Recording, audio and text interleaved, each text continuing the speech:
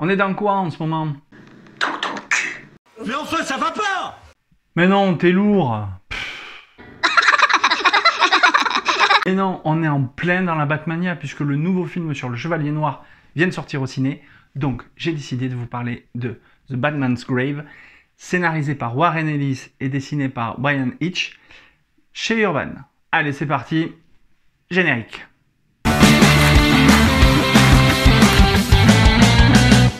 Bonjour et bienvenue dans les comics de Fred, je suis ravi de vous retrouver pour cette nouvelle vidéo. Donc comme je vous l'ai dit en intro, on va parler de The Batman's Grave. Mais sans plus attendre, je te parle du pitch. C'est vraiment monstrueux. Quand Batman découvre le lien qu'il y a entre l'assassinat d'un ancien inspecteur de la criminelle et celui d'un avocat véreux, va s'engager alors une longue traque qui va le mener vers un nouvel ennemi appelé Scorn.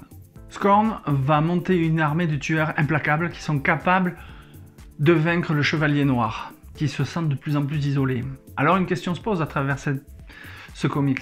Est-ce que Wayne, ou Batman, a atteint sa propre limite? Vaste question. Scénaristiquement parlant, l'intrigue de Warren Ellis, elle est assez classique, puisque l'on a Batman qui poursuit un ennemi puissant, qui veut régler ses comptes et qui va tout détruire sur son passage.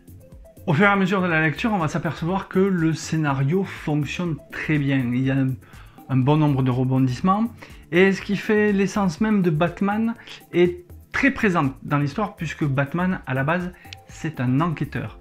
Il mène les enquêtes, il cherche, il essaye de comprendre le pourquoi du comment, et toutes ces interrogations, tout ce que l'on peut voir dans d'autres comics sur Batman est très bien mis en place par Warren Ellis dans cette histoire. Ce qui est intéressant de voir aussi dans le récit de Warren Ellis, c'est la relation privilégiée qu'il y a entre Bruce Wayne et Alfred.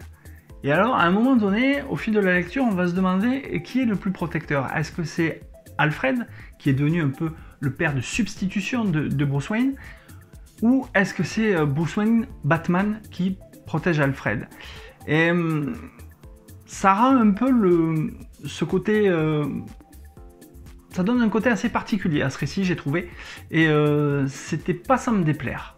Le scénario de Warren Ellis, fort de ce réalisme, renforce l'enquête et amène Batman à combattre un ennemi qui au final n'est pas si différent de lui-même. Et j'ai trouvé que le talent d'écriture de Warren Ellis dans cette histoire était absolument génial, et j'ai beaucoup aimé cette partie-là où finalement entre Batman et Scorn, il y a énormément de ressemblances entre les deux individus, et c'est quelque chose qui m'a énormément plu dans l'histoire.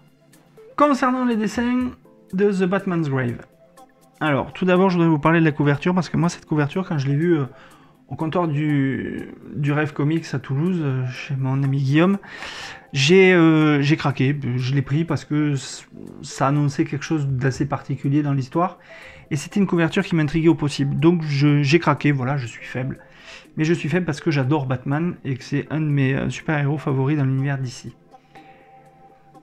Donc, les dessins de Bryan Hitch dans cet album, pour vous la faire courte, ils nous régalent. Ils nous régalent parce que le trait est tout simplement parfait.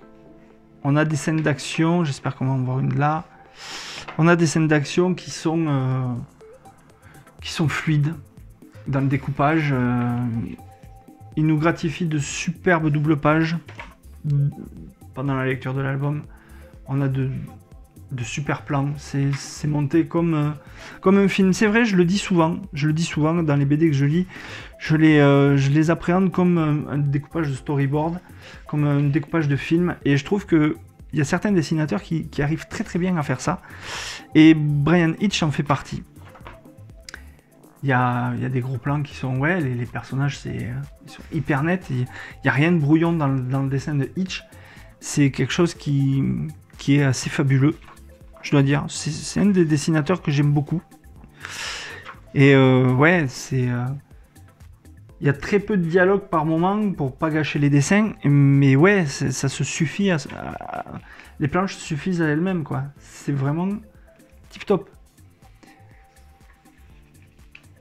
L'artiste en fait, j'ai trouvé qu'il nous transmettait sa propre vision de Gotham, qui est très réaliste. Elle est peuplée de gens normaux. On est loin des bâtiments gothiques qu'on a pu voir dans certains albums ou dans certains films, et des figures un peu bizarres qui peuplent Gotham.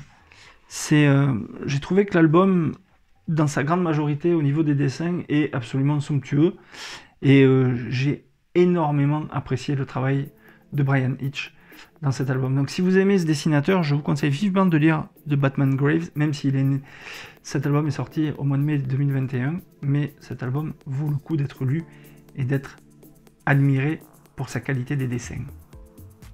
Bon, alors mon avis sur The Batman's Grave, j'ai trouvé que ce Batman était efficace et sobre. Le duo qui le réalise a choisi un schéma classique, mais ce schéma classique, il fait le job puisqu'il nous présente Batman tel qu'il est, c'est-à-dire un enquêteur chevronné qui est en proie à ses doutes et à son humanité.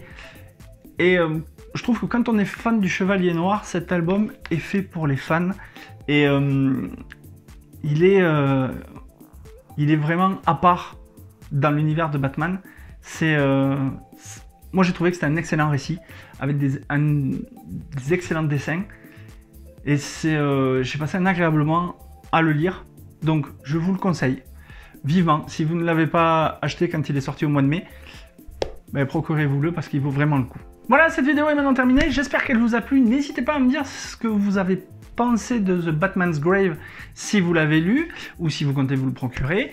Et quant à nous, on se retrouve très très bientôt pour une nouvelle vidéo. En attendant, lisez des comics. C'est bon pour le moral. Ciao ciao.